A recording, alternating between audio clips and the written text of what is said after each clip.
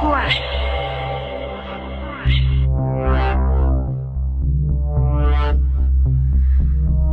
স্বাগত সবাইকে কুয়াশার রাতে, সাথে আছি শারমিন। আজ শুনছেন এবিসি রেডিও FM 89.2। আচ্ছা, আজকে আমরা প্রথম গল্প শুনবো সেতুর গলায়। সেতু পড়ে শোনাবে গল্পটি তোমাদেরকে। সেটা হচ্ছে সত্যজিৎ রায় সাধন বাবুর সন্দেহ। নিঃসন্দেহে খুবই ভালো একটি গল্প আমাদের জন্য অপেক্ষা করছে। তো প্রথম পর্ব এখন শুনছি, ফিরে এসে পরের পর্ব শুনবো।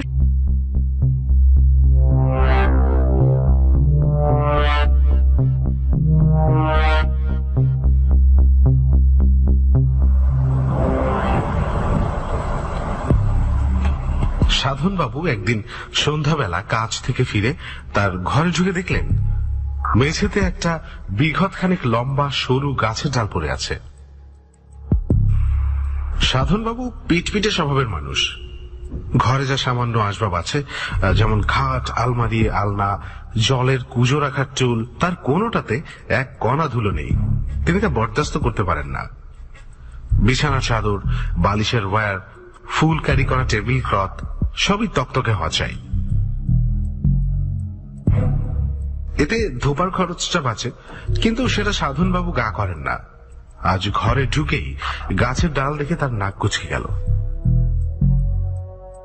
পচা! চাকর পচা মনিবের ডাকে এসে হাজির।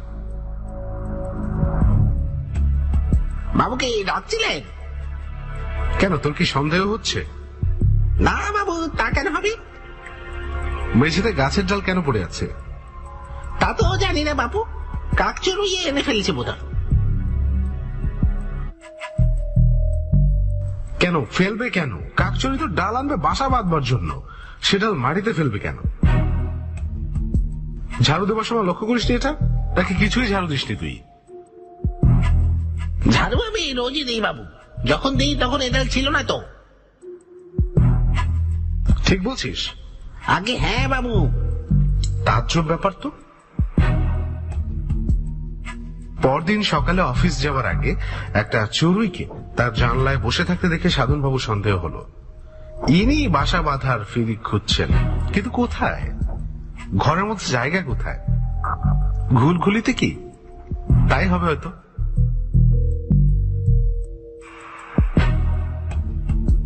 তিনতলা ফ্ল্যাট বাড়ির 7খানা ঘরের মধ্যে তার ঘরের দিকে এই চুরি দৃষ্টি কেন? এই নিয়েও সাধনবাবুর মনে খটকা লাগলো। এমন কিছু কি তার ঘরে রয়েছে যা পাখিদের অ্যাট্রাক্ট করতে পারে? অনেক ভেবে সাধনবাবু সন্দেহ হলো। ওই যে নতুন কবরেজি তেলটা তিনি ব্যবহার করছেন, যেটা দোতলার শখের কবিরাজ নীলমণি বাবুর মতো খুশকির মহৌষধ, সেটার উগ্র গন্ধই হয়তো পাখিদের টেনে আনছে।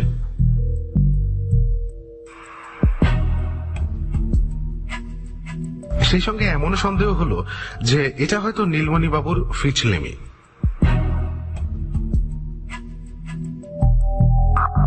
সাধনবাবুর ঘরটাকে একটা পক্ষী নিবাসে পরিণত করবার জন্য তিনি এই তেলের গুণাগুণ করছেন। আসলে 17-2 মির্জাপুর স্ট্রিটের এই ফ্ল্যাট বাড়ির সকলেই সাধনবাবুর সন্দেহ বাতিকের ব্যাপারে জানেন এবং আড়ালে নিয়ে হাসি ঠাট্টাও করেন। আজ কি সন্দেহের উদয় হলো আপনার মনে? এই জাতীয় প্রশ্ন সাধনবাবুকে দিনের শেষে প্রায়ই শুনতে হয়। শুধু প্রশ্ন নয়, অন্যভাবেও তাকে নিয়ে লেগ পুলিং চল। একতলার নবেন্দু চাটুর্যের বাসায় রোজ সন্ধ্যায় 3 তাসের খেলা বসে। সাধনবাবু তাতে প্রতিনিয়ত যোগদান করেন।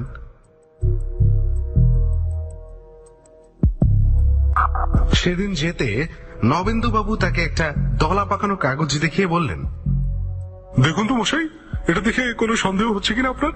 এটা জানলা দিয়ে কে যেন ফেলে দিয়ে গেছে। আসলে কাগজটা নবেন্দুবাবুরই মেয়ে মিনির অঙ্কের খাতার একটা ছেঁড়া পাতা। সাধনবাবু সেটাকে খুলে কিছুক্ষণ একদৃষ্টে চেয়ে থেকে বললেন, এটা তো সংখ্যা দিয়ে লেখা কোনো সাংকেতিক ভাষা বলে মনে হচ্ছে। নবেন্দুবাবু কিছু না বলে চুপটি করে চেয়ে রইলেন সাধনবাবুর দিকে। কিন্তু এটার তো মানে করা দরকার, বললেন সাধনবাবু। ধরুন এটা যদি কোনো হুমকি হয় তাহলে?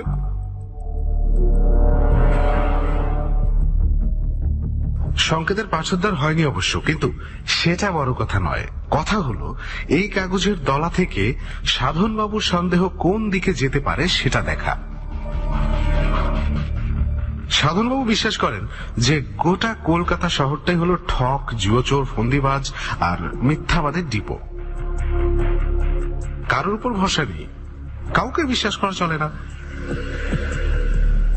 এই অবস্থায় একমাত্র সন্দেহই মানুষকে সামলে চলতে সাহায্য করতে পারে। এই সাধনবাবুই একদিন অফিস থেকে এসে ঘরে ঢুকে তার টেবিলের উপর একটা বেশ বড় 4 চৌকো কাগজের মোড়ক দেখতে পেলেন। তার প্রথমে সন্দেহ হলো সেটা ভুল করে তার ঘরে চলে এসছে। এমন মোড়ক তাকে কে পাঠাবে? তিনি তো এমন কোনো পার্সেল প্রত্যাশা করেননি।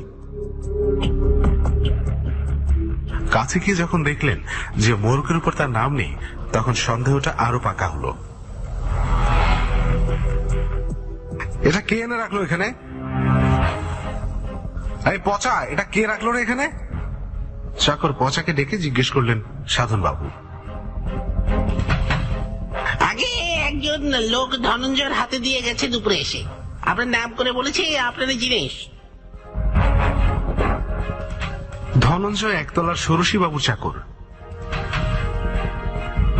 কি আছে এতে? আর কে পাঠিয়েছে বলেছে কিছু? আগে তা তো বলেনি। বোঝো? সাধনবাবু তার কাঁধের চাদরটা আলনায় রেখে খাটে বসলেন। রীতিমতো বড় মোড়ক, প্রায় একটা 5 নম্বর ফুটবল ঢুকে যায় ভেতরে। অথচ কে পাঠিয়েছে জানার কোনো উপায় নেই। সাধনবাবু খাট থেকে উঠে এগিয়ে এসে মোড়কটাকে হাতে তুললেন। বেশ ভারী, কমপক্ষে 5 কিলো তো হবেই। সাধনবাবু মনে করবার চেষ্টা করলেন যে শেষ কবে তিনি এমন মোড়ক পেয়েছিলেন। হ্যাঁ, বছর 3 আগে খড়দায় তার এক মাসিমা থাকতেন, তিনি পাঠিয়েছিলেন আমসত্ত্ব। তার মাস 6 মধ্যেই সেই মাসির মৃত্যু হয়। আজ সাধনবাবুর নিকটাত্মীয় বলতে আর কেউই অবশিষ্ট নেই। পার্সেল কেন, চিঠিও তিনি মাসে 2-1টার বেশি পান না। এই মোড়কের সঙ্গে একটা চিঠি থাকা অস্বাভাবিক হতো না, কিন্তু তাও নেই। সাধনবাবু সন্দেহ হলো ধনঞ্জয়ের অসাবধানতা হেতু সেটি খোয়া গেছে। একবার ধনঞ্জয়ের সাথে কথা বলা দরকার। তাকে ডেকে পাঠানো অনুচিত হবে মনে করে সাধনবাবু নিজেই নিচে নামলেন। ধনঞ্জয় উঠোনে বসে হামানদিস্তায় কি যেন ছেদছিল। সাধনবাবুর ডাকে সে উঠে এলো।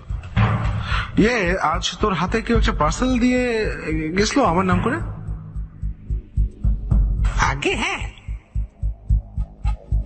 সঙ্গে চিঠি ছিল? কই না তো। কোত্থেকে এসেছে সেটা বলেছিল? মদন না কি যেন একটা নাম বললেন। মদন? তাই তো বললেন। মদন নামে কাউকে চেনেন বলে তো মনে করতে পারলেন না। কি বলতে কি বলেছে লোকটা কে জানে। ধনঞ্জয় যে একটা গবেট, সেই সন্দেহ অনেকদিন আগেই করেছিলেন সাধনবাবু। চিঠিপত্র, কাগজ টাগজ কিছু ছিল না সঙ্গে? একটা কাগজ ছিল, তাতে বাবু সই করে দিলেন। কে, ষোড়শী বাবু? আগে হ্যাঁ। কিন্তু ষোড়শী বাবুকে জিজ্ঞেস করে কোনো ফল হলো না। একটা চিরকুটে তিনি সাধনবাবুর হয়ে সই করে দিয়েছেন বটে, কিন্তু সেটা কোথা থেকে এসেছিল খেয়াল করেননি। সাধনবাবু আবার নিজের ঘরে ফিরে এলেন। কার্তিক মাসের সন্ধ্যা, শীতটা এর মধ্যে বেশ অনুভব করা যাচ্ছে। সামনে কালী পুজো, তার তোড়জোড় যে চলছে সেটা মাঝে মাঝে বোমা পটকার। পাড়াতে একটা বোমা ফেটেছে, আর সেই মুহূর্তে খাটে বসা সাধনবাবু শিরদাঁড়া দিয়ে একটা বিদ্যুৎ খেলে গেল। টাইম বোমা? ওই মোড়কের মধ্যে টাইম বোমা নেই তো, যেটা নির্দিষ্ট সময় ফেটে তার ইহজগতের লীলা সাঙ্গ করতে পারে? এই টাইম বোমার কথা এখন খুব বেশি শোনা যাচ্ছে। সারা বিশ্বের সন্ত্রাসবাদীদের এটা একটা প্রধান অস্ত্র। কিন্তু তাকে বোমা পাঠাবে কে? কেনই বা পাঠাবে? প্রশ্নটা মনে আসতেই সাধনবাবু উপলব্ধি করলেন যে ব্যবসায়ী হওয়াতে তার শত্রুর কোনো অভাব নেই। কন্ট্রাক্ট পাওয়ার জন্য তোষামত ধরাধরি তাকেও করতে হয়, তার প্রতিদ্বন্দ্বী ব্যবসায়ীদেরকেও করতে হয়। যদি তিনি পেয়ে যান সে কন্ট্রাক্ট, তাহলে অন্যরা হয়ে যায় তার শত্রু। এ তো হামেশাই হচ্ছে। পচা ডাকটা দিয়েই তিনি বুঝতে পারলেন যে তার গলা থেকে কোনো স্বর বেরোচ্ছে না। কিন্তু পচা এসে হাজির। বাবু ডাকলেন? কিন্তু কাজটা কি ভালো হবে? সাধনবাবু ভেবেছিলেন পচাকে বলবেন পার্সেলে কান লাগিয়ে দেখতে যে টিকটিক শব্দ শোনা যাচ্ছে কিনা এটার ভেতর থেকে। টাইম বোমার সঙ্গে কল কবজা লাগানো থাকে, সেটা টিকটিক শব্দে চলে। সেই শব্দটাই একটা পূর্ব নির্ধারিত বিশেষ মুহূর্তে প্রচন্ড বিস্ফোরণে পরিণত হয়। পচা যখন কান লাগাবে তখনই যদি...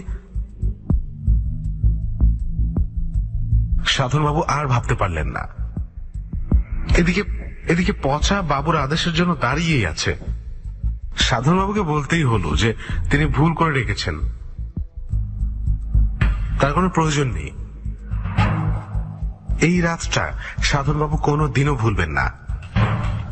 অসুখ বিসুখে রাত্রে ঘুম হয় না, এটা স্বাভাবিক নয়, কিন্তু চরম আতঙ্কে এই শীতকালে ঘরমাক্ত অবস্থায় সারা রাত ঠায় বিছানায় বসে কাটানোর অভিজ্ঞতা তার এই প্রথম। কিন্তু সন্ধ্যাবেলা এমন একটা ঘটনা ঘটল যে সাধনবাবুর আর মোরগ খোলা হলো না।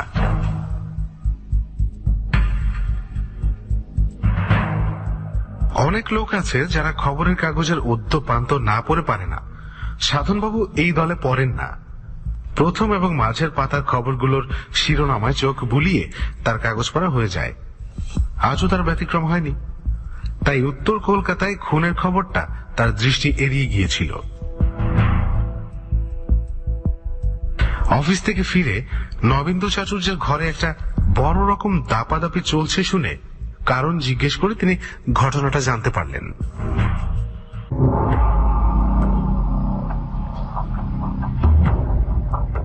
পটুয়াটোলা লেনে খুন। হত ব্যক্তির নাম শিবসাদ মৌলিক। কথাটা শুনে সাধনবাবুর একটা সুপ্ত স্মৃতি খোঁচা খেয়ে জেগে উঠল। এক মৌলিককে তিনি চিনতেন খুব ভালো করে। তার প্রথম নাম শিবদাস কি? হতেও পারে। সাধনবাবু তখন থাকতেন ওই পটুয়াটোলা লেনেই। মৌলিক ছিল তারই প্রতিবেশী। 3 তাসের আড্ডা বসত মৌলিকের ঘরে রোজ সন্ধ্যায়। মৌলিককে কেন জানি মৌলিক বলেই সবাই ডাকত। আরো 2 জন ছিল আড্ডায়, সুখেন দত্ত আর মধুসূদন মাইতি। এই দ্বিতীয় ব্যক্তিটির মতো সাংঘাতিক চরিত্র সাধনবাবু আর দেখেননি। তাসের খেলায় সে যে জুয়াচুরির রাজা, সে সন্দেহ সাধনবাবুর গোড়া থেকেই হয়েছিল। শেষে বাধ্য হয়ে একদিন সন্দেহটা প্রকাশ করতে হলো তাকে। এতে মধুমাইতের প্রতিক্রিয়া হয়েছিল ভয়াবহ। তার পকেটে সবসময় যে একটি চাকু অবস্থান করে সেটি সেদিনই জানতে পেরেছিলেন সাধনবাবু।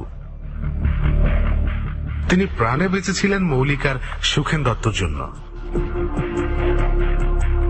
ব্যবসার উন্নতির পর সাধনবাবু পটুয়াটোলা লেনের খোলার ঘর ছেড়ে চলে আসেন মির্জাপুর স্ট্রিটের এই ফ্ল্যাটে। আর সেই থেকেই মৌলিক অ্যান্ড কোম্পানির সঙ্গে তার যোগ বিচ্ছিন্ন হয়ে যায়। তাসের নেশা তিনি ছাড়তেই পারেননি, আর সেই সঙ্গে তার সন্দেহের বাতিকটাও। কিন্তু অন্য দিক দিয়ে পরিবর্তন হয়েছিল বিস্তর। পোশাক পরিপাট্য, বিড়ি ছেড়ে উইলস সিগারেট ধরা, নিলামের দোকান থেকে মাঝে মাঝে শখের জিনিস কিনে এনে ঘর সাজানো, পেইন্টিং, ফুলদানি, ব্যবহারের অ্যাস্ট্রে, এর সবই গত 5-7 বছরের ঘটনা।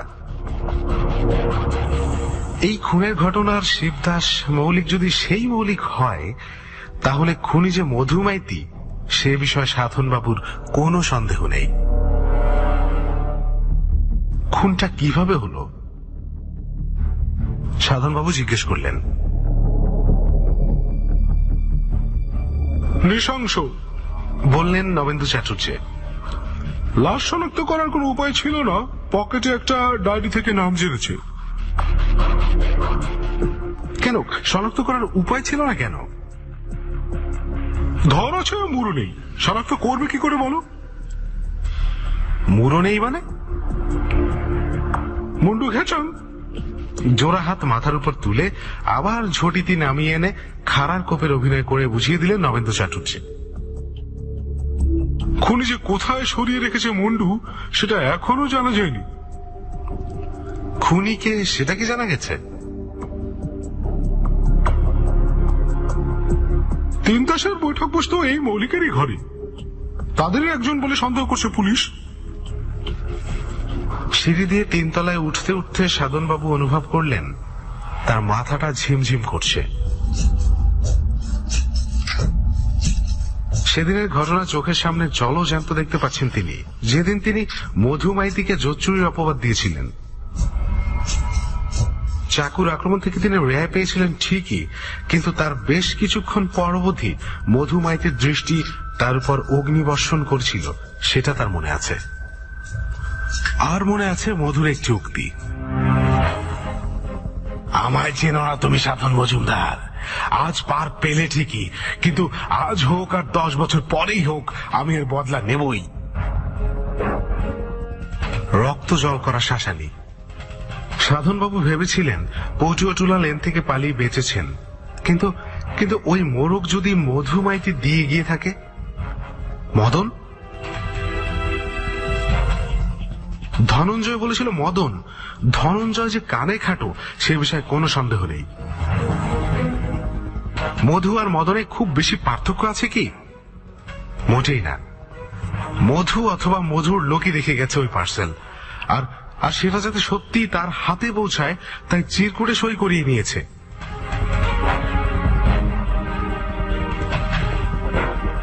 ওই মোরকের ভিতরে রয়েছে শিবদাস মৌলিকের মাথা। এই সন্দেহ সিঁড়ির মাথা থেকে তার ঘরের দরজার দূরত্বটুকু পেরোবার মধ্যে দৃঢ়ভাবে সাধনবাবুর মনে গেঁথে গেল। দরজা থেকেই দেখা যায় টেবিলের উপর ফুলদানিটার পাশে রাখা মোরগটাকে। মোরগের ওজন এবং আয়তন দুই এখন স্পষ্টভাবে জানিয়ে দিচ্ছে তার ভেতরে কি আছে।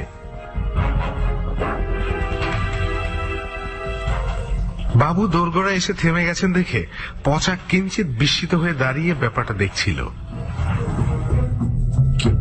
সাধনবাবু প্রচন্ড মনের জোর প্রয়োগ করে বিহব্বল ভাবটা কাটিয়ে চাকরকে চা আনতে বললেন। আর আজকেও এসেছিল আমার খোঁজ করতে? কই না তো। সাধনবাবু অবশ্য সন্দেহ করেছিলেন পুলিশ হয়তো এরই মধ্যে হানা দিয়ে গেছে। তার ঘরে খুন হওয়া ব্যক্তির মুন্ডু পেলে তার কি যে দশা হবে সেটা ভাবতে তার আরেক দফা ঘাম ছুটে গেল।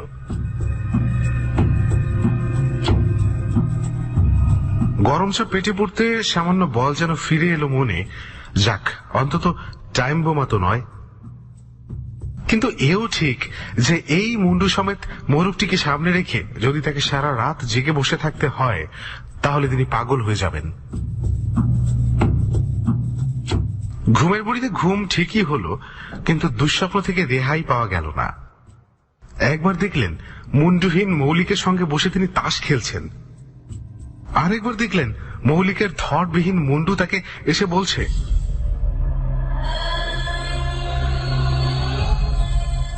দাদা ওই বাক্সে প্রাণ হাঁপিয়ে উঠছে আমার, দয়া করে আমায় মুক্তি দিন, দয়া করে মুক্তি দিন আমায়।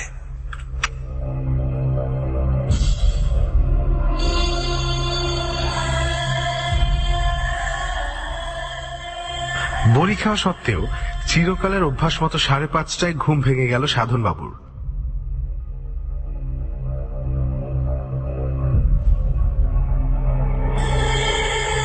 হয়তো ব্রহ্ম মুহূর্তের গুণেই সংকট মোচনের একটা উপায় সাধনবাবুর মনে উদয় হল। মুন্ডু যখন তার কাছে পাচার করা হয়েছে তখন সে মুন্ডু অন্যত্র চালান দিতে পারলে বাধাটা কোথায়? তার ঘর থেকে জিনিসটাকে বিদায় করতে পারলেই তো নিশ্চিন্ত। ভোর থাকতেই অন্য কাজ সারার আগে বাজারের থলিতে মোরগটাকে ভরে নিয়ে সাধনবাবু বেরিয়ে পড়লেন। প্যাকিংটা ভালোই হয়েছে বলতে হবে, কারণ ভিতরে রক্ত চুইয়ে থাকলেও তার বিন্দু মাত্র বাক্স ভেদ করে বাইরের কাগজে ছোপ ফেলেনি। বাসে উঠে কালীঘাট পৌঁছতে লাগলো 25 মিনিট। তারপর পায়ে হেঁটে আদিগঙ্গায় পৌঁছে একটা অপেক্ষাকৃত নিরিবিলি জায়গা বেছে নিয়ে হাতের মোরগটাকে সবেগে ছুঁড়ে ফেললেন নদীর মাঝখানে।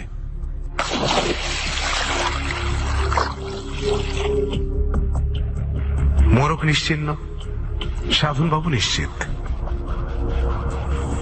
বাড়ি ফিরতে লাগলো 35 মিনিট। সদর দরজা দিয়ে যখন ঢুকছেন তিনি, তখন ষোড়শীবাবুর দেয়াল ঘড়িতে ঢং ঢং করে 7টা বাজল।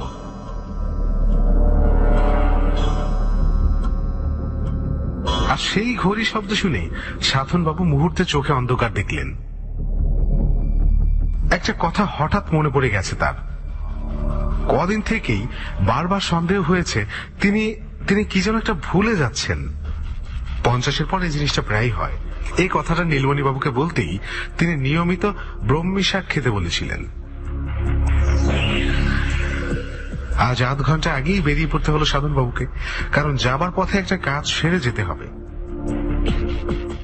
রাসেল স্ট্রিটে নিলামের দোকান মডার্ন এক্সচেঞ্জে ঢুকতেই একগাল হেসে এগিয়ে এলেন মালিক তুলসীবাবু। আপনার টেবিল ক্লকটা চলছে তো? ওটা পাঠিয়েছিলেন আপনি? মানে আমি তো বলছিলাম পাঠিয়ে দেবো, সেটা পৌঁছয়নি আপনার হাতে? হ্যাঁ, মানে আপনি 500 টাকা আগাম দিয়ে গেলেন। এত পছন্দ আপনার, আপনি পুরনো খদ্দের। কথা আমি কথা দিয়ে কথা রাখবো না। তা তো বটেই। দেখবেন ফার্স্ট ক্লাস টাইম রাখবে ও ঘড়ি। নাম করা ফরাসি কোম্পানি তো।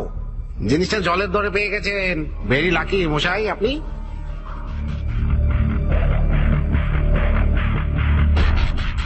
তুলসীবাবু অন্য খদ্দেরদের দিকে এগিয়ে যেতে সাধনবাবু দোকান থেকে বেরিয়ে গেলেন। জলের দরের ঘড়ি জলেই গেল। ভালো বদলা দিয়েছে মধুমাইতি, তাতে সন্দেহ নেই। আর মডার্নকে এই যে মদন শুনেছে ধনঞ্জয়, তাতে কোনো সন্দেহ আছে কি?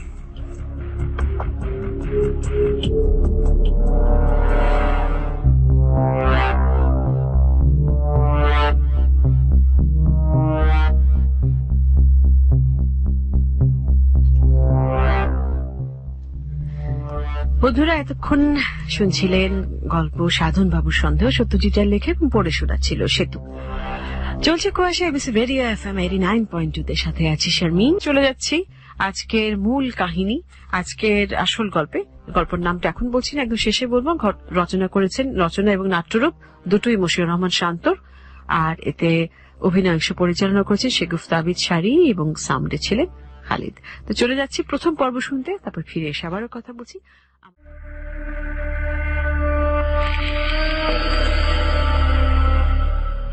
ছোট সংসার হলে নাকি ঝামেলা তেমন একটা থাকে না। সত্যি কি তাই? শিরোপার তাহলে তো একদমই ঝামেলাবিহীন জীবন যাপন করবার কথা। কেননা শিরোপার সংসার বেশ ছোট। শিরোপা এবং তার স্বামী হাসান মাত্র দুজনের সংসার। একদিক থেকে অবশ্য শিরোপা আসলেই খুব সুখী। বিশাল একটা বাংলো বাড়ি নিয়ে দুজন বাস করছে। প্রয়োজনের তুলনায় তাদের বাড়িটি শুধু যে বড় তা না, অনেক বেশি বড় বলা যায়। বাংলোতে উঠেছে খুব বেশি দিন হয়নি অবশ্য। কতদিন হবে? এই বছর দুয়েক। কিন্তু কিভাবে যেন দেখতে দেখতে বিয়ের 5 বছর পার হয়ে গেল। অথচ হাসানের সাথে পরিচয়ের দৃশ্যটা এখনো শিরোপার চোখে ভাসে। তখন ইউনিভার্সিটিতে সেকেন্ড ইয়ারের ছাত্রী শিরোপা। বাবা মা ছোটবেলাতেই হারিয়েছে সে, তাই মানুষ হতে হয়েছে মামার কাছে। তবে ইউনিভার্সিটিতে হাসানের সাথে দেখা হবার বিষয়টা কাকতালীয়ই বলা যায়। কি নিয়ে যেন ছাত্রদের মাঝে বিশাল গন্ডগোল হচ্ছে। ঠিক সেই মুহূর্তে ইউনিভার্সিটি ছুটি দিয়ে দেওয়ায় শিরোপা বেশ ভেবাচাকা খেয়ে গিয়েছিল। বাইরে গাড়ি টাড়ি পুড়িয়ে একদমই বাজে অবস্থা। ঠিক সেই মুহূর্তে ক্যামেরা হাতে ফর্সা এক যুবক কাছে এসে দাঁড়ালো। ঠিক এখনো শিরোপার চোখে সেই দৃশ্যটি ভাসে, যেন গতকালের ঘটনা। ওইদিকে যাবেন না, পুলিশ টিয়ার সেল মারছে। আমি কোথায় যাব সেটা কি আপনাকে বলতে হবে? দেখুন, আমি আপনার ভালোর জন্যই বললাম, ভুল বুঝছেন কেন? আমার ভালো আপনার বুঝতে হবে না, আপনি নিজের কাজ করুন তো। ঠিক আছে, তবে যে গন্ডগোল হচ্ছে তাতে মনে হয় না আমি নিজের কাজও করতে পারবো। মানে আপনি না সাংবাদিক, আপনার আবার ভয় ডর কিসের? ভয়টা আমাকে নিয়ে না, ভয়টা আপনাকে নিয়ে। আপনি যেভাবে রাগ দেখাচ্ছেন তাতে মনে হচ্ছে আপনি একা একাই বাসা যাওয়ার চেষ্টা করবেন, আর তাই যদি করেন তখন কোনো না কোনো বিপদে আপনি পড়বেন মাস্ট। সেটা নিয়ে আমার টেনশন হচ্ছে। আপনি তো অদ্ভুত ধরনের স্টুপিড, চেনা নাই জানা নাই আপনি আমাকে নিয়ে টেনশন করছেন। ঠিক তাই। আমার গুরু আমাকে বলেছে স্টুপিড না হলে নাকি ভালো ফটোগ্রাফার হওয়া যায় না। আচ্ছা, 1 মিনিট দাঁড়ান, ওখানে পুলিশ লাঠিপেটা করছে, সেটা কিছু ছবি তুলেন। আশ্চর্য, আমি কেন দাঁড়াবো? আর এরকম অদ্ভুত রকমের কথাবার্তা বলছেন কেন আপনি? আর আপনি ছবি তুলবেন নাকি ছবি আঁকবেন তা আপনার ব্যাপার, আমাকে বলে যাবার তো কিছু নেই। এখানে দাঁড়াবেন কারণ এখানে না দাঁড়ালে আপনি নির্ঘাত সামনে হাঁটা ধরবেন, আর সামনে যদি হাঁটেন তাহলে দেখতেই পাচ্ছেন কি পরিমাণ কেয়ামত লেভেলের মারামারি হচ্ছে। মারামারিতে মরেও যেতে পারেন আপনি। নিজেকে এত তাড়াতাড়ি পুরুষ বিধবা করার ইচ্ছা আমার নেই। পুরুষ বিধবা মানে জানেন তো? না জানলে একটু দাঁড়ান, এসে বলছি। দেখুন, আপনি কিন্তু আপনার লিমিট ক্রস করছেন, এটা কিন্তু একদমই ঠিক হচ্ছে না। আসলেই অনেক রাগ উঠেছিল সেদিন। শিরোপা এমনিতেই একটু রাগী, যদিও সবসময় এরকম রাগ সে দেখায় না, তারপরেও সেদিন বেশ ভালোই রেগে গিয়েছিল সে। আর রাগবেই বা না কেন? অপরিচিত একটা ছেলের মুখে এমন কথা শুনলে রাগ তো হবেই। তবে এখন সেদিনের কথা মনে করলে অনেক বেশি হাসি পায় তার। হাসানের সেন্স অফ হিউমার সত্যিই দেখার মতো, সবকিছু নিয়ে সে মজা করতে পারে। আজ সকাল সকাল কফি চেয়েছে, এখনো কোনো মজা করেনি। একটু পর দেখা যাবে এটা নিয়েও কোনো না কোনো মজা সে করবেই করবে। তবে তার মজা করবার স্টাইলটা বেশ অন্যরকম। একবার তো ঘুরতে নিয়ে যাবার কথা বলে এমন এক জায়গায় নিয়ে গেল যেখানে সাহসী মানুষের অবস্থা খারাপ হয়ে যাবে। মৃত মানুষ নিয়ে একটা সত্যি গল্প বলে তো রীতিমতো ভয় দেখিয়ে দিয়েছিল শিরোপাকে। কফি খেতে খেতে সেই গল্পের কথায় চলে গেল শিরোপা। কি কপাল কুঁচকে আছো কেন? কফি খেতে ভালো হয়নি? ভালো হয়েছে, কিন্তু আমি কফি খাচ্ছি না শরবত খাচ্ছি বুঝতে পারছি না। মানে এত বেশি চিনি দিয়েছো যে এটা কফি সেটাই বুঝতে পারছি না। তোমার এই নাটকটা কিন্তু বেশি হয়ে যাচ্ছে হাসান। বললেই পারো ভালো হয়নি, আমি আবার বানিয়ে দিচ্ছি। আরে না, আবার বানাতে হবে না। তোমার তো এখন মুড বেড়ে গেছে, এখন আর তুমি আগের হাসান আর নেই তো। হ্যাঁ হ্যাঁ, ঠিকই ধরেছ। এই একটা জিনিসই শুধু তুমি ধরতে পারো। আচ্ছা তুমি বলো তো, আমার মধ্যে তুমি এমন কি দেখো যে আমাকে আর আগের মতো মনে হয় না? আগের মতো কি করে মনে হবে বলো? তোমার সাথে যখন পরিচয় হয় তখন তুমি একটা পত্রিকার ফ্রিল্যান্স ফটোগ্রাফার, আর এখন চ্যানেলের হেড অফ প্রোগ্রাম। বলো আগের মতো কি আছো? তুমি তো এখন ভিআইপি, ও সরি, তুমি এখন ভিভিআইপি। তেল দিচ্ছ নাকি দুর্নাম করছো কিছুই বুঝতে পারছি না। কিন্তু আরো শুনবে? বলছো যখন তখন শুনবো না কেন? আগে তুমি রোমান্টিক গল্প বলতে গিয়ে ভূতের গল্প বলতে, এখন তো কিছুই বলো না। ও, তুমি ভূতের গল্প শুনতে চাচ্ছ? তোমার মধ্যে ছেলে মানুষই এখনো গেল না, বুঝছো? আমাদের বিয়ের কয় বছর হলো বলো তো? না না, এই সকাল সকাল কোনো ভূতের গল্প শুনতে চাচ্ছি না। আর বিয়ের বছর জিজ্ঞেস করছো কেন? তুমি কি ভুলে গিয়েছো? আমি ভুলিনি, কিন্তু তুমি এখনো সেই আগের মতোই রয়ে গেছো। কিভাবে কিভাবে যেন 5 বছর পার হয়ে গেল, তাই না? ঠিক তাই। আর আমি তো আগের মতোই থাকবো, তাই না? আমি তো আর তোমার মধ্যে ভিআইপি মানুষ না যে মুহূর্তের মধ্যে বদলে যাব। হয়েছে হয়েছে, আর দুর্নাম করতে হবে না। দুর্নাম করবার সুযোগ আর পাই কোথায় বলো? যাই হোক, কফি শেষ করো। তবে তুমি যদি একটা ভূত প্রেতের গল্প শুনতে চাও তাহলে একটা প্র্যাকটিক্যাল এক্সপেরিমেন্ট করতে পারি। যেমন তোমাকে আমি এমন এক জায়গায় গিয়ে গল্প বলবো যে জায়গায় ওই ঘটনা ঘটেছিল। সত্যি? তোমার এত সময় হবে? তুমি বলে তো অবশ্যই হবে। আচ্ছা, ঘরের মানুষ হয়ে এমন ভাবে কথা বলছো কেন বলো তো? হাজার হলেও তুমি তো আমার অর্ধাঙ্গিনী, নাকি? অর্ধাঙ্গী আর পুরনাঙ্গী আর পেঁচার আপাতত থাক, আর তোমার মুখ দিয়ে বয়ান ছাড়তে হবে না। ড্রাইভার আজহারউদ্দিন হাসানের রুমে ঢুকেই কেমন যেন জড়ো সড়ো হয়ে দাঁড়িয়ে রইল। তবে প্রথম কথাটি বলল হাসান। কেমন আছেন আজহার ভাই? ভালো স্যার, আপনি? আমি সবসময় ভালো থাকি, মাঝে মাঝে আরো বেশি ভালো থাকার জন্য আপনাদেরকে ডাকি একটু গল্প গুজব করার জন্য। আমরা ছোট মানুষ স্যার, আমাদের সাথে গল্প করলে কি মন ভালো হবে? আরে মানুষের মাঝে আবার ছোট বড় কি? আচ্ছা, আপনারা সবসময় এভাবে চিন্তা করেন কেন বলেন তো? গরিব মানুষ স্যার, আমাদের আর ভালোভাবে চিন্তা করার সুযোগ কোথায়? যা মনে আসে তাই বলি। মোটেও না, যা মনে আসে তা কখনোই আপনি বলেন না। এই কারণেই আপনার সাথে কথা বলে আমার ভালো লাগে। তাহলে তো এটা আমার সৌভাগ্য স্যার। সৌভাগ্য না, এটা আপনার দুর্ভাগ্য। কারণ আপনার সাথে কথা বলে আমার ভালো লাগে দেখে আমি আপনাকে একটা কাজ দিতে চাই। ঠিক কাজ না, অহেতুক সময় নষ্ট বলতে পারেন। আপনি বলুন স্যার, কি কাজ? আমি এক্ষুনি করে দিচ্ছি। Why so serious man? এমন আহামরি কোনো কাজ না, দাঁড়ান বলছি। আমরা যে গতবার ঈদে গাজীপুর থেকে শুটিং করে ফিরছিলাম, সেটা মনে আছে আপনার? স্যার, মনে থাকবে না কেন? বেশ ভালোভাবেই মনে আছে। আপনি আমাকে আপনার জীবনের একটা গল্প বলেছিলেন, সেটা মনে আছে? ওই যে আপনার ড্রাইভিং শুরু করবার প্রথম দিনের কাহিনী, একটু ভয়ঙ্কর ছিল। গাজীপুর থেকে আসতে আসতে সেই গল্প শুনছিলাম, মনে আছে? জি স্যার, মনে আছে। মনে থাকবো না কেন? সেই গল্পটা আমাকে আরেকবার বলতে হবে। এইটা কোনো কাজ হইল স্যার? আবার বলবো, সমস্যা কি? আমার কোনো সমস্যা নাই। শুধু বললে হবে না, যে জায়গায় ঘটনাটা ঘটেছিল সেই জায়গায় নিয়ে গিয়ে বলতে হবে। সেটা করা তো ঠিক হবে না স্যার। কেন ঠিক হবে না? রাতের বেলায় ওই রাস্তায় তেমন কোনো মানুষ চলাচল করে না। আরে ধুর, মানুষ চলাচল করে না তো কি হয়েছে, আমরা চলাচল করবো। তবুও স্যার। তবু ফবু আমি বুঝি না। আপনার ভাবিও সাথে যাবে, ওর আবার অ্যাডভেঞ্চার গল্প অ্যাডভেঞ্চার প্লেসে গিয়ে শুনতে খুব ভালো লাগে। আচ্ছা স্যার, ঠিক আছে। আপনি কোন দিন যাইতে চান আমাকে জানায়েন। ঠিক আছে, আপনি আপনার মতো রেডি থাকবেন। হাসান নাছোড় বান্দা, সবকিছুতেই তার কেমন যেন একটা কচ্ছপের স্বভাবের মতো অভ্যাস কাজ করে। যা বলবে তা না করা পর্যন্ত সে কোনোভাবেই স্থির থাকতে পারে না। এই অভ্যাসটা তার ছোটবেলা থেকে। একবার কিছু ঠিক করে ফেললে সেটা যে কোনো মূল্যেই হোক তা সে করবেই। ঠিক এই মুহূর্তে ভূতের গল্প শোনার বিষয়টা তার মাথায় কঠিন ভাবে গেঁথে গেছে। আধুনিক যুগের মানুষের কাছে এটা হাস্যকর হলেও হাসান মোটামুটি সিরিয়াস যে সে গল্প শুনবে ঠিক সেই জায়গায়, যে জায়গায় ঘটনাটা ঘটেছিল। যদিও সে ভালো করেই জানে গল্প হাজার ভয়ঙ্কর হলেও তার মোটেও ভয় লাগবে না, কিন্তু তারপরেও সে এমন একটা পরিবেশ সৃষ্টি করে তার স্ত্রীকে সেই ভূতের গল্পটি শোনাতে চায় যাতে গল্প শোনাটা যে একটা বিশাল শিল্প সেটা সে প্রকাশ করতে পারে। অফিস থেকে তাই বাসায় ফিরে সবার আগেই তার স্ত্রী শিরোপাকে বলল,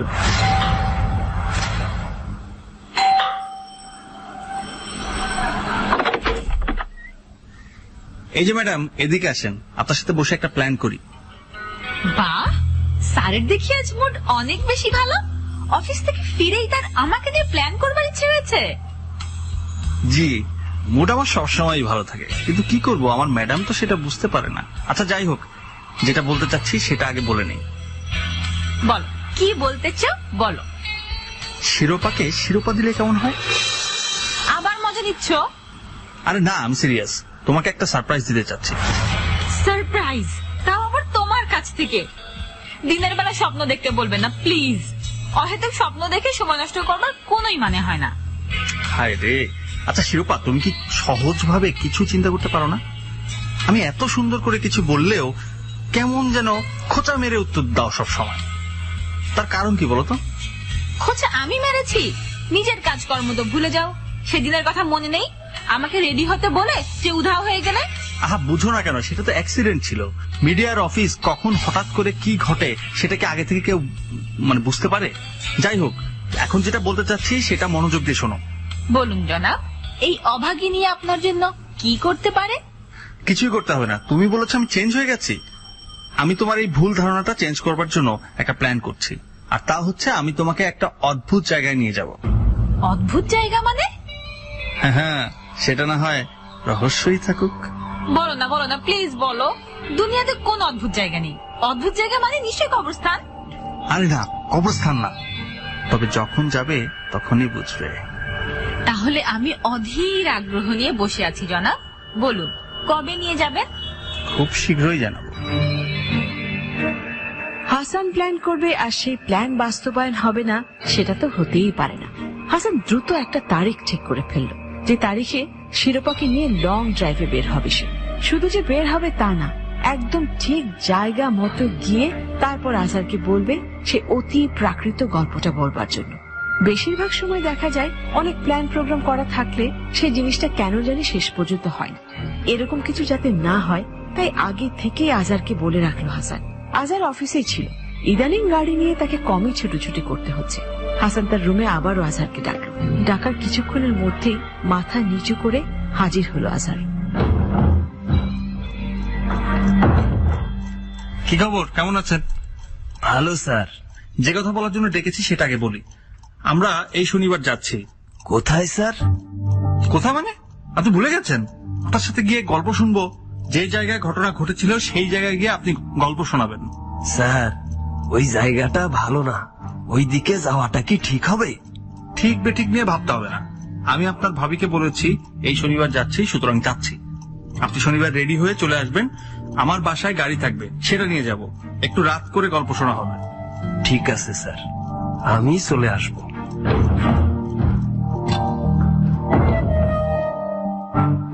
দেখতে দেখতে শনিবার চলে আসলো। হাসান তার স্ত্রী শিরোপাকে চমকে দেবে এটা ভেবেই তার ভালো লাগছে। শিরোপা শাড়ি পরেছে, শাড়িতে বেশ মানিয়েছে তাকে। তবে সে এখনো বুঝতে পারছে না হাসান কি এমন অদ্ভুত জায়গায় তাকে নিয়ে যাবে। এদিকে হাসানও রেডি, কিন্তু তার ড্রাইভার এখনো আসেনি। রাত 10টা বেজে যাবার পর শিরোপা বিরক্ত হয়ে হাসানের দিকে তাকিয়ে বলল, আচ্ছা, তুমি কার জন্য ওয়েট করছো বলো তো? আমি সেই কখন থেকে রেডি হয়ে বসে আছি। যদি বের হবার হয় বের হও, অথবা বলো আমি চেঞ্জ করে ফেলি। আরে আর একটু অপেক্ষা করো, অফিসের ড্রাইভারটা আসছে। অফিসের ড্রাইভারের জন্য অপেক্ষা করে কি লাভ? তুমি ড্রাইভ করলেই তো হয়।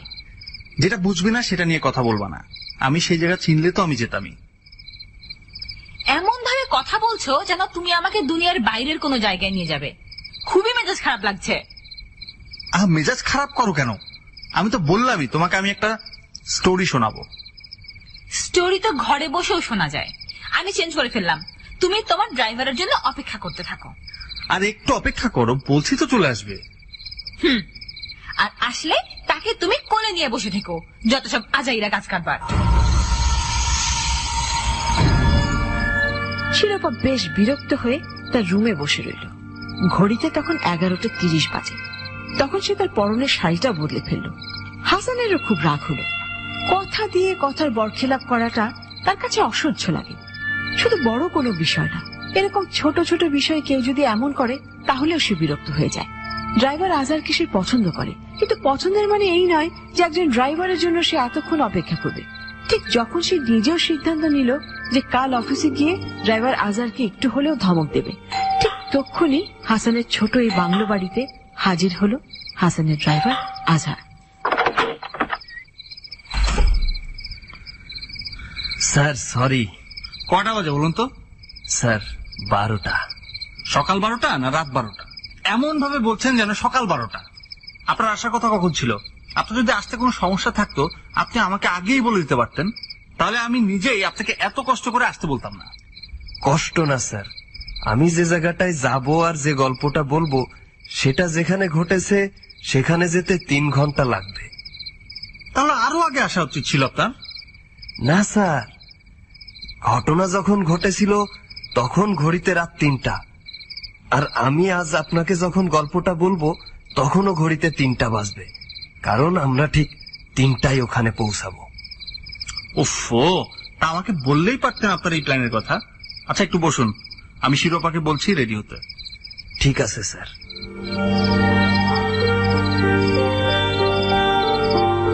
শিরোপা হাসানের এইসব উদ্ভট কর্মকাণ্ডের জন্য সত্যিই বিরক্ত। শুধু বিরক্ত না, বেশ ভালোই বিরক্ত। কথা নাই বার্তা নাই, এখন আবার বলছে তৈরি হতে। এটা কোনো কথা হলো? হাসানটা যে কেন এমন আল্লাহ মালুম, সব সময় উদ্ভট জিনিস নিয়ে লাফালাফি।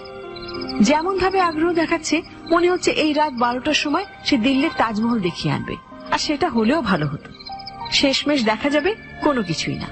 বিরক্ত হলেও শেষ পর্যন্ত আবার তৈরি হলো শিরোপা। তবে তার আগে হাসানের সাথে ছোটখাটো একটা ঝগড়া হয়ে গেল শিরোপার। তাছাড়া ঝগড়া হবেই বা না কেন, এই বয়সে এরকম ফাজলামের আসলেই কোনো মানে হয় না। আমার সাথে নেক্সট টাইম এরকম ফাইজলামি করলে কিন্তু খবরই আছে তোমার। আরে আজব, আমি তোমার সাথে কখন ফাজলামি করলাম? ড্রাইভারটা দেরি করলে আমার কি দোষ? যে ড্রাইভার দেরি করবে তাকে আসতে বলবার দরকার কি ছিল তোমার? আরে আজকে This track was downloaded from FusionBD.com. আয়োজনের মূল হতাই তো ওই ড্রাইভার। ওকে ছাড়া অন্য কাউকে কিভাবে আসতে বলবো বলো? মানে কি?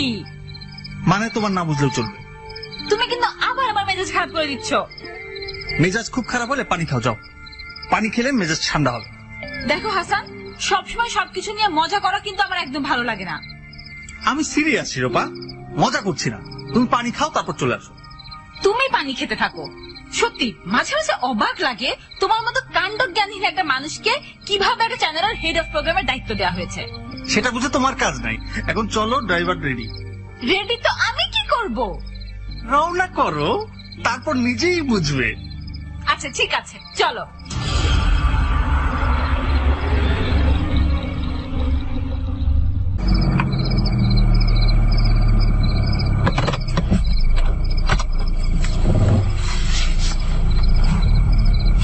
হাসানের অফিসের ড্রাইভার আজহার এমনিতেই কথা কম বলে। গাড়িতে উঠে গাড়ি চালানো শুরু করে আরো বেশি চুপ হয়ে গেল। তাকে দেখে মনেই হচ্ছে না তার মুখ দিয়ে আজ কোনো কথা বের হবে। তার এই আচরণ একদমই ভালো লাগলো না হাসানের কাছে। তাই বেশ খানিকক্ষণ সময়ের পর হাসান নিজেই বলে উঠল, কি ব্যাপার আজহার ভাই, চুপ কেন? কি বলতে হবে ভুলে গেছেন? না স্যার, কিন্তু ম্যাডাম মনে হচ্ছে আমার উপর অনেক রাগ। তাই মনে হয় আজ গল্প বলাই ঠিক হবে না।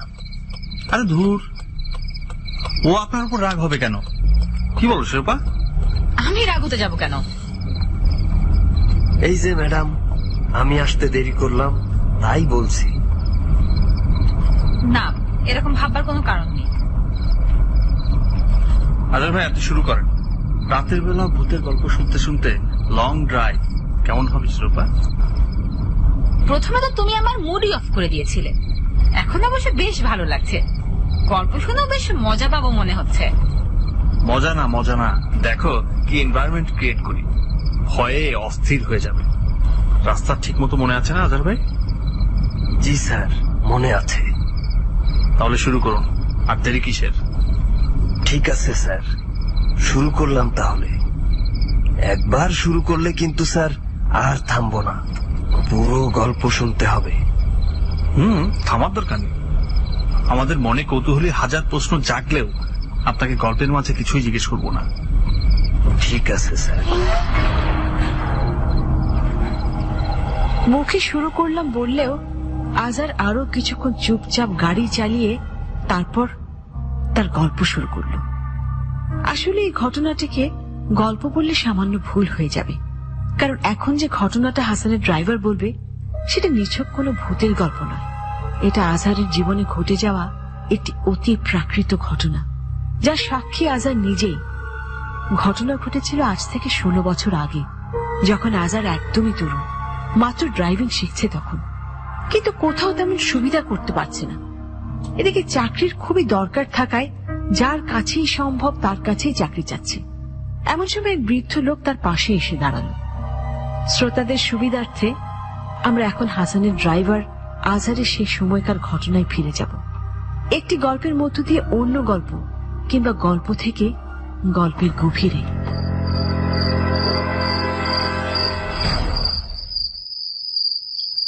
আমার কাছে চাকরি চাও, আমি চাকরি দিব কেমনে? আপনি চাইলে পারবেন চাচা। না রে বাবা, এটা তোমার ভুল ধারণা। আমার কি আর অফিস আদালত আছে যে চাইলেই চাকরি দিতে পারবো? অফিস আদালত থাকলে চাচা আপনার কাছে সাহায্য চাইতাম না। অফিস আদালতে কাজ করবার যোগ্যতা আমার নাই। আমি গাড়ি চালাইতে পারি, আপনি বললে আপনার গাড়ি আমি চালাবো। বাবা, আমার গাড়ি তো সাধারণ গাড়ি না। আমার এত বয়স হয়ে গেছে, তবুও নিজে গাড়ি চালাই। কেন চালাই জানো? কারণ লাশের গাড়ি সবাই চালাইতে পারে না। আমি পারবো চাচা। লাশ কেন, এর চেয়ে অন্য কোনো ভয়ঙ্কর গাড়িও যদি চালাইতে হয় আমি সেটাও পারবো। বয়স কম তো, তাই সবকিছুই সহজ মনে হয়, আসলে কিন্তু বাবা অত সহজ না। লাশের গাড়ি যারা চালায় তারাই কেবল কিছু জিনিস জানে। যাই হোক, তোমার আগ্রহ দেখে আমার পছন্দ হয়েছে। দেখি কি করা যায়। কাল দুপুরে একবার দেখা কইল। খ্যাপের কাজ কখন কাজ পাই আর কখন পাই না তার নাই কোনো ঠিক। ঠিক আছে চাচা, আমি কালই এসে আপনার সাথে আবার দেখা করব। তবে আমি কিন্তু গাড়ি চালাবো চাচা, এটা শুধু মাথায় রেখেন। তুমি যদি চালাতে পারো আমার কোনো সমস্যা নাই, তবে যা বলবা চিন্তা ভাবনা কইরা বলবা। আমি চিন্তা করেই বলছি চাচা, আমি আসলেই গাড়ি চালাইতে চাই। পরের দিন দুপুরে ঠিক 2টা বাজতেই আজহার চলে আসলো সেই বৃদ্ধ চাচার সাথে দেখা করবার জন্য। আজহার নিশ্চিত না যে সত্যি তাকে কোনো কাজ দেয়া হবে কিনা।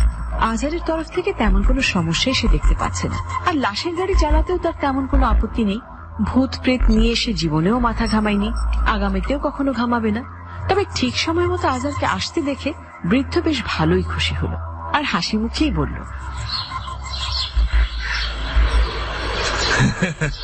তুমি তো বাবা অনেক সৌভাগ্যবান। আজকে আসতে বলেছি আর আজকেই খেপে গেছি। শোনো, এক মেয়ে ফাঁসি দিয়েছে, সেই লাশ তার গ্রামের বাড়ি পৌঁছে দিতে হবে। চাচা, একজন ফাঁসি দিয়েছেন আর আপনি সেই খবর হেসে বলছেন? পেটের দায় হাসি রে বাবা। তুমি যখন এই লাইনে চলে আসবা তখন তোমার মানুষের মরণের খবরে হাসি চলে আসবে। এখন কথা সেটা না, কথা হলো তুমি পারবে লাশ নিয়ে যেতে? মাগরিবের পর লাশ নিয়ে রওনা হতে হবে। অবশ্যই পারবো। দেখো বাবা, আমি তোমার গাড়ি চালানো আগে দেখি নাই, তাই আমিও তোমার সাথেই যাব। যদি ভালোভাবে সব শেষ করতে পারো তাহলে তুমি আমার এখানে কাজ করলে আমার কোনো সমস্যা নেই। আমি কোনোদিন কাউকে ঠকাইনি আর আগামীতেও ঠকাবো না, তাই টাকা পয়সা নিয়ে চিন্তা করো না। ঠিক আছে চাচা, আমি তাহলে মাগরিবের আগেই চলে আসবো। লাশ যাবে কই? বহু দূর যাবে, পঞ্চগড়ের এক গ্রামে, লম্বা রাস্তা। বাসায় বইলা চইলা আইসো। হ্যাঁ, ঠিক আছে চাচা, আমি বাসায় বলেই আসবো। আপনার কাছে অনেক কৃতজ্ঞতা রইল চাচা, আমার আসলেই একটা কাজ খুবই দরকার ছিল। দূর বোকা, রাখো তো তোমার কৃতজ্ঞতা ফিতজ্ঞতা। বাংলা সিনেমার ডায়ালগ আমার সামনে দিবা না। এই ডায়ালগ শুধু সাবানা ববিতা গোলাই গেই। সময় মতো চইলা আইসো বাবা। আচ্ছা চাচা, ঠিক আছে।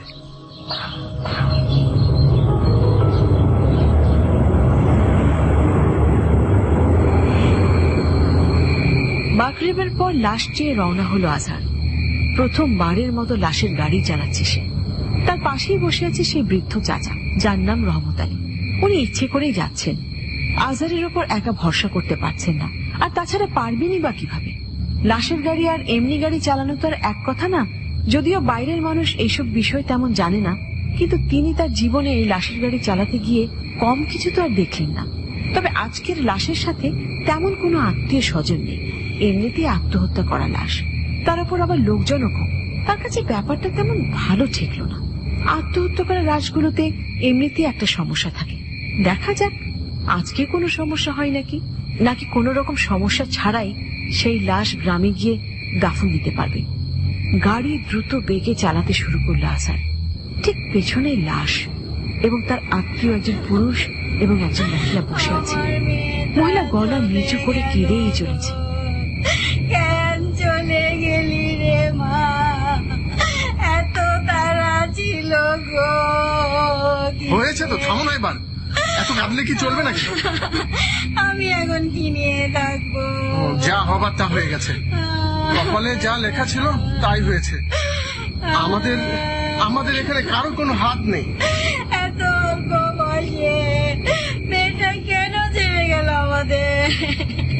কেন ছেড়ে গেল তা তা তুমি ভালো করেই জানো। এখন এসব বলে কি লাভ? কাইন্দেন না, এখন কাঁদলেই বা কি হইব? দোয়া দরুদ পড়েন, লাশের পাশে বৈশা সব সময় দোয়া দরুদ পড়তে হয়। চাচা, আমিও কি দোয়া দুরুদ পড়বো? তো কোনো দোয়া দুরুদ পারি না। না না না না, তোমার দোয়া দরুদ বরং লাগবো না, আমি তো পড়তাছি। চাচা, গাড়ি কি ডাইনের রাস্তা দিয়ে যাব? ওখানে তো একদম সোজা গেলে মনে হয় না কোনো বড় রাস্তা আছে।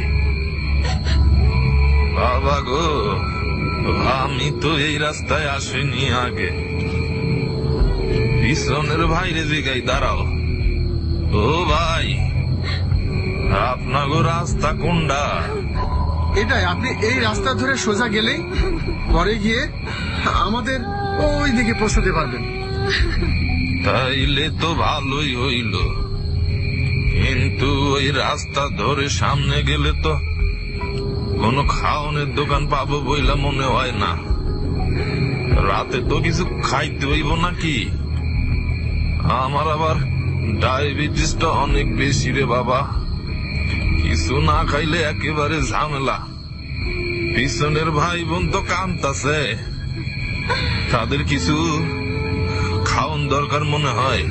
সেই ভাই, আপনারা কিছু খাইবেন? আমরা সামনে 10 মিনিটের জন্য গাড়িটা থামাইতে চাই। যদি কিছু খাওন টাউন পাই তাইলে আপনার ঘরে একটু লাশটা পাহারা দিতে হইব। আমরা খাই আসলে তারপরে আপনারা যাইয়েন। আমরা কিছু খাবো না। না ভাই, আমাদের খাওয়ার কোন অবস্থাতে আমরা নাই, আপনারা খেয়ে নেন। চাচা, সামনে একটা ভাতের হোটেল তো দেখা যাচ্ছে, থামাবো নাকি? ভাতিজা, থামাও দেখি, ভাত পাওয়া গেলে তো ভালোই হয়। মনে হয় না ভাত পাওন যাইব, তবু খোঁজ নিতে দোষ কি? বুঝলে রুটি গলা খাইয়ালো মনে। আচ্ছা চাচা, ঠিক আছে।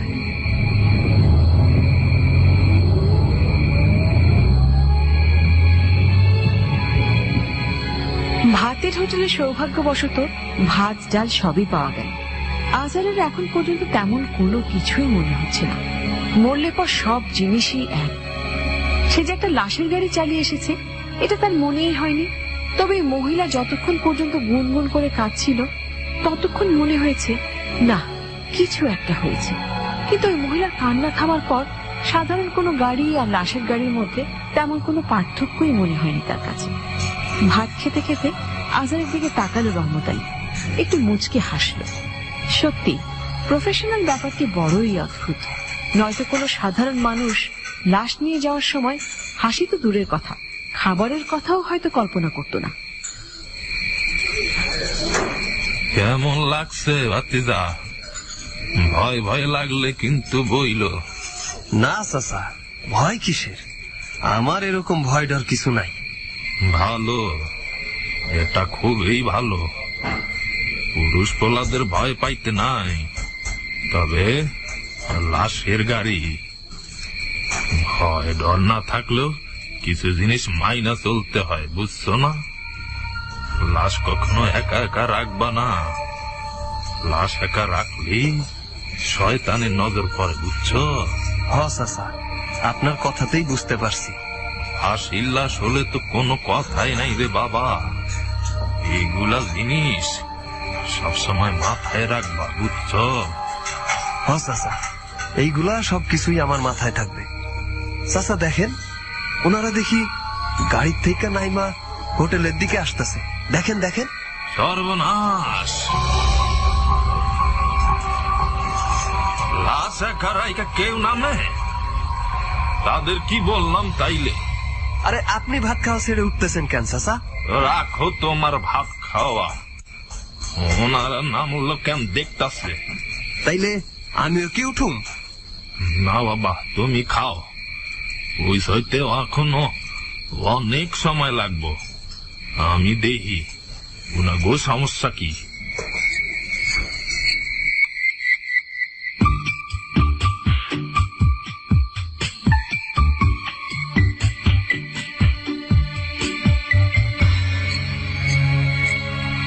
এই, আপনারা গাড়ি থেকে নামছেন কেন? আমার স্ত্রীর ক্ষুধা লাগছে। আজীব মানুষ আপনারা। ওই সময় না জিগাইলাম কিছু খাইবেন টাইবেন নাকি? খাইলে খায়ালাম, বললেন কিছু খাওয়ার অবস্থায় নাই। কিছু খাইলে আমারে বলতে আমি লাশ পাহারা দিতাম। লাশের গাড়ি পুরা খালি রাইকা কেউ এইসব করে? সমস্যা নাই, গাড়ি তো দেখাই যাচ্ছে, আপনার গাড়ি চুরি হবে না। লাশের গাড়ি সম্পর্কে তো জানেন টানেন না, জানলে এই কথা বলতেন না আপনি। যান, খায়া নেন। গাড়ি নিয়ে আমার তেমন চিন্তা নাই, আমার চিন্তা লাশ। আমি লাশ পাহারা দিতে গাড়িতে যেতাছি, আপনারা খায়া আছেন। আচ্ছা ঠিক আছে।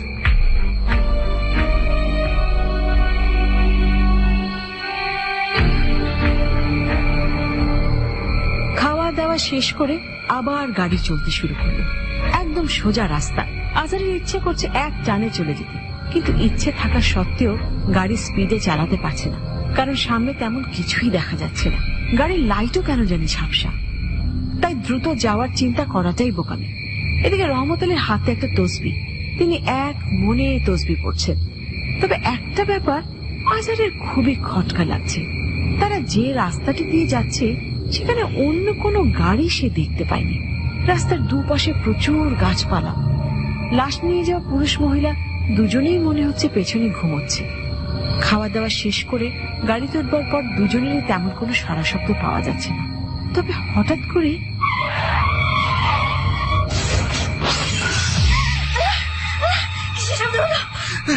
মনে হয় টায়ার পাংচার হয়েছে। দাঁড়াও, গাড়ি ব্রেক করো। ঠিক আছে চাচা, আমি কি নামবো? না রে বাবা, তোমার নামনের দরকার নাই। টসটা দাও আমার কাছে, আমি একটু দেখি টায়ারে আবার কিছু হইলো টইলো নাকি। দেখেন দেখেন। ঠিক আছে চাচা, তবে আমার মনে হয় না টায়ারে কিছু হয়েছে। চেক করা ভালো রে বাবা, রাত বিরাতের ব্যাপার। অ্যাক্সিডেন্ট হওয়ার আগে সাবধান থাকা ভালো। হ্যাঁ চাচা, তাও ঠিক কথা বলেছেন। সামনে দুই চাকা তো ঠিক হয়ে আছে আজার, তোমার কথাই তো ঠিক মনে হচ্ছে। ঠিক থাকলে চলে আসেন চাচা। আরে দাঁড়াও, পিছনের চাকা দেখা নাই। পিছনের চাকাও তো ঠিক আছে। চাচা, গাড়ি কি তাইলে স্টার্ট দিমু? করো। এত জোরে বোমা ফাটার মতো শব্দ হওয়ার পরেও যে চাকা পাংচার হয়নি সেটাই সৌভাগ্যের বিষয়। নয়তো এরকম গভীর রাতে লাশ নিয়ে বিপদে পড়তে হতো। পুরো নির্জন রাস্তা, বিপদ হলে কেউ সাহায্য করতেও আসবে না। আজার আবার গাড়ি চালাচ্ছে। গাড়ির স্পিড এখনো খুব একটা বেশি নয়। রাস্তার অন্ধকার যেন রাতের সাথে সাথে বেড়েই চলেছে। ঘড়িতে সময় রাত 3টা। রহমত আলীর একটু ঘুম ঘুম পাচ্ছে, তবে তিনি ঘুমাবেন এরকম মনে হচ্ছে না। লাশ নিয়ে যাওয়া আসার সময় তার চিন্তায় মাথা অস্থির হয়ে থাকে। মানুষ বেঁচে থাকলে যেমন বিপদ, ঠিক তেমনি মরে গেলেও বিপদ। সত্যি বড় আজীব এই দুনিয়া। গাড়ি যেভাবে চলছে তাতে মনে হচ্ছে পৌঁছতে পৌঁছতে সকাল তো হবেই, কিন্তু এই রাতে কোনো বিপদ না হলেই হয়। তার অভিজ্ঞতা এই পর্যন্ত আত্মহত্যার লাশ নিয়ে যে কয়বার তিনি ঝামেলায় পড়েছেন সেগুলোর কথা চিন্তা করলে এখনো তার গায়ের লোম দাঁড়িয়ে যায়। পেছনের পুরুষ মহিলা দুজনই এখন জেগে আছে, এটা খুবই ভালো লক্ষণ। লাশ নিয়ে যাওয়ার সময় ঘুমিয়ে থাকলে মুর্দা নাকি রাগ করে, এমন কথার প্রচলন আছে। তবে হঠাৎ করে কি যেন হলো।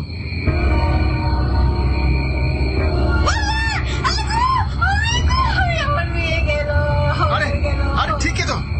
এই ড্রাইভার সাহেব, কি হয়েছে আবার? আমার মেয়ে কই গেল? আরে ঠিকই তো। এই ড্রাইভার ভাই, কি হলো চাচা? কোথায় গেল মেয়েটা? কিছুই তো বুঝতে পারছি না।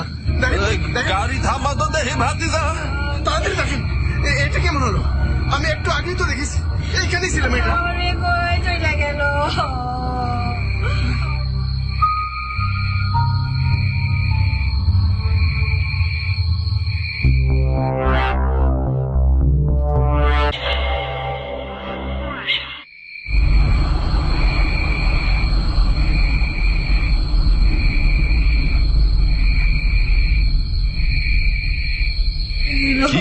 কি হয়েছে? লাশটা তো নাই, লাশ নাই। কি বলেন এইসব বাজান? আপনারা পিছনে বসে আছেন, লাশ কই যাইব? কিছু তো বুঝতে পারছি না, লাশ কোথায় গেল? লাশ কি গায়েব হয়ে গেল? লাশ গায়েব হয় নাকি? আপনারা পিছনে বসে আছেন, আপনারা কিছু বুঝলেন না? চাচা, ঘটনা কেমন জানি মনে হচ্ছে। যখন জোরে শব্দ হয়েছে তখনই কি লাশের কিছু হয়েছে? মানে তখনই কি লাশ পড়ে গিয়েছে? এটা কি ঠেলা গাড়ি নাকি যে লাশ পড়ে যাবে? মাইক্রো বাসের ভিতর থেকে লাশ পড়ে যায় কিভাবে? আরে আপনি চুপ থাকেন তো, পিছনে বসে আছেন, কখন কি হলো কিছুই বুঝতে পারলেন না? আজহার বাবা, গাড়ি পিছনে নাও দেই, যে অন্ধকার, কিছুই তো দেখতাছি না। গাড়ি ঘুরাতে পারবা? যে জায়গায় আওয়াজ হয়েছিল ওখানে যাব। পারবো চাচা, কেন পারবো না? তাহলে এখনই ঘুরাও আর আল্লাহরে ডাকতে থাকো। ফাঁসির লাশ নিয়ে বিপদ ভালো না, ভালোই ঝামেলা হবে মনে হচ্ছে। চাচা, টর্চ মেরে দেখবেন একবার? দেখেন দেখেন, এক্ষুনি দেখেন। ফাজিল ড্রাইভার, টর্চ মেরে দেখবে নাকি? আমার মেয়ের লাশ এই গাড়ি থেকে উদা হয়ে গেল, আমি এটা বের করে ছাড়বো। কি হচ্ছে এসব? আমার মেয়ে কই চলে গেল? এই মহিলা থামেন, আল্লাহ আল্লাহ করেন। আপনাদের কান্নাকাটিতে তো সে আর ফিরে আসতেছে না। চাচা, দূরে ওইটা সাদা কি দেখা যায়?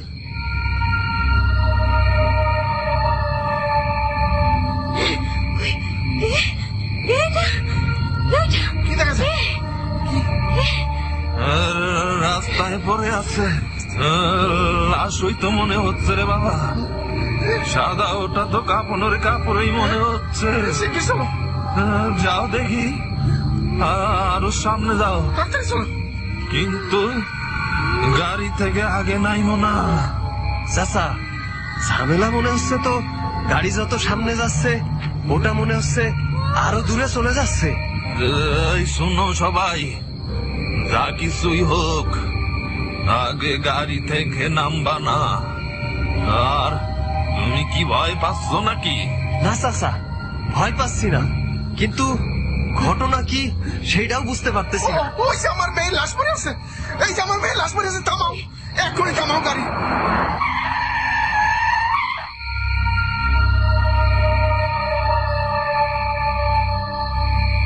এই যে এই লাশটা গাড়িতে ওঠাও। এই ভুলেও গাড়ি থেকে কেউ নাইবেন না, আগে পরিস্থিতিটা বুঝেন। রাতের বেলা লাশ নিয়ে গেলে শয়তান অনেক রকমের খেলা টেলা করে।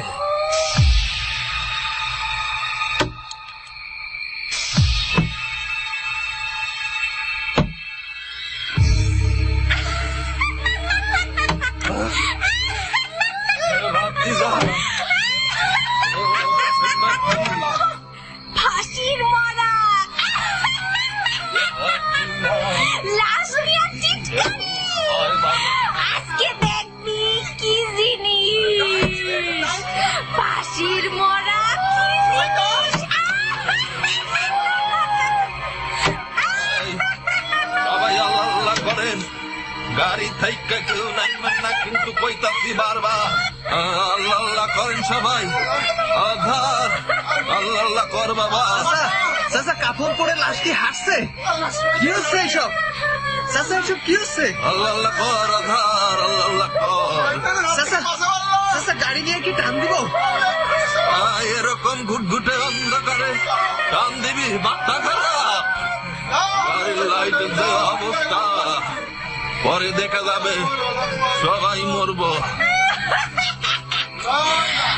আজকেই সব শেষ। লাশ নিয়ে মজা, ফাঁসির লাশ নিয়ে।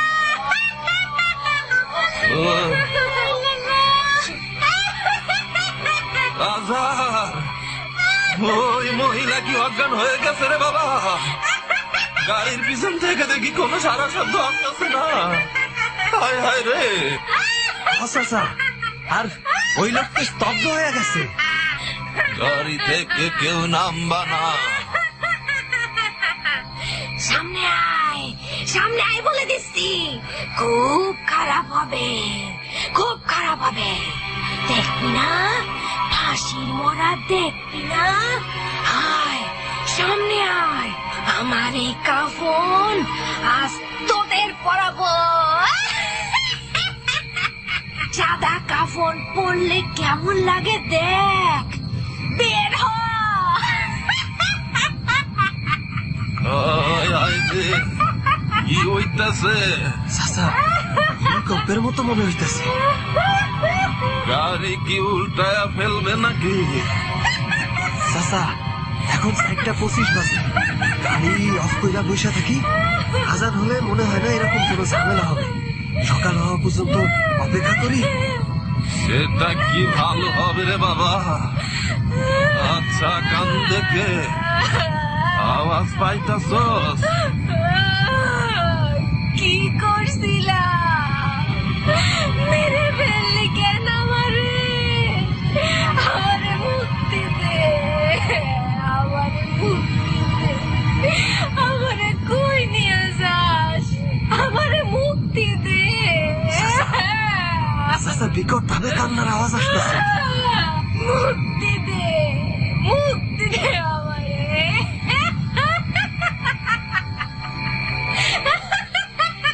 আচ্ছা, আজানের শব্দ পাইতাছস? চাচা, বিপদ কাটতে আর বেশি দেরি নাই। আমার তাই মনে হইতাছে। সকাল হবার পর লাশ আবার গাড়িতে নেওয়া হলো। লাশ গাড়ির পাশেই পড়েছিল, তবে লাশের শরীরে যে কাফন পড়া ছিল সেটা বাজে রকম ভাবে ছিঁড়ে গেছে। রাতের ঘটনা সম্পর্কে আজাদ যাকেই বলেছে কেউ তার কথা বিশ্বাস করেনি। তবে সেই লাশ অদ্ভুত একটা কারণে শেষ পর্যন্ত আর কবর দেয়া হয়নি। এটুকু বলেই আজাদ তার গল্প বলা বন্ধ করল। হাসান এবং শিরোপা ভয়ার্ত চোখে তাকিয়ে আছে তার দিকে।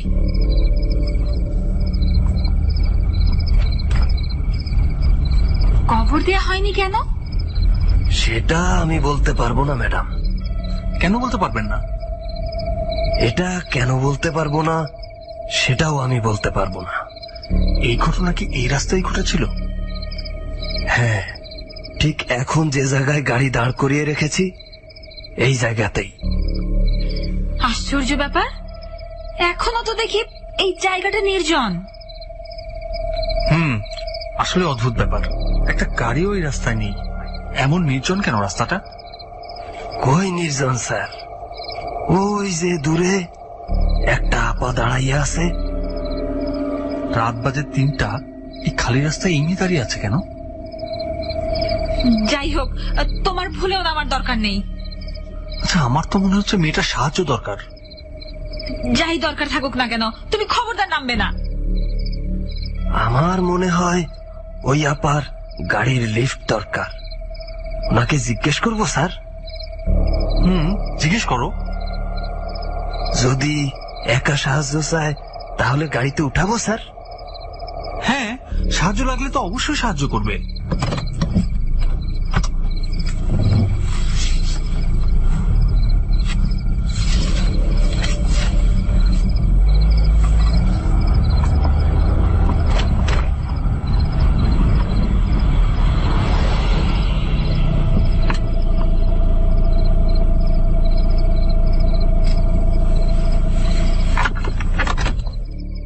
রাস্তার মেয়েটিকে গাড়িতে তুলে নিল আজাদ। একটু সামনে গাড়ি চালিয়ে যাওয়ার পরই হঠাৎ করে গাড়িটি ব্রেক করলো। তারপর পেছনের দিকে তাকিয়ে বলল, স্যার, আপনাদের যে গল্পটা বললাম সেই গল্পটার লাশটা কার ছিল সেটা দেখবেন না? লাশ লাশ দেখবো কিভাবে? না না না না, কিচ্ছু দেখবো না। আপনি গাড়ি ঘুরান তো, গাড়ি ঘুরান। আমাদের কিচ্ছু দেখার কোনো দরকার নেই। টেনশন নিয়েন না ম্যাডাম, যে আপা আমাদের সাথে বসে আছে ওনার লাশই আমরা কবর দিতে নিয়ে গিয়েছিলাম।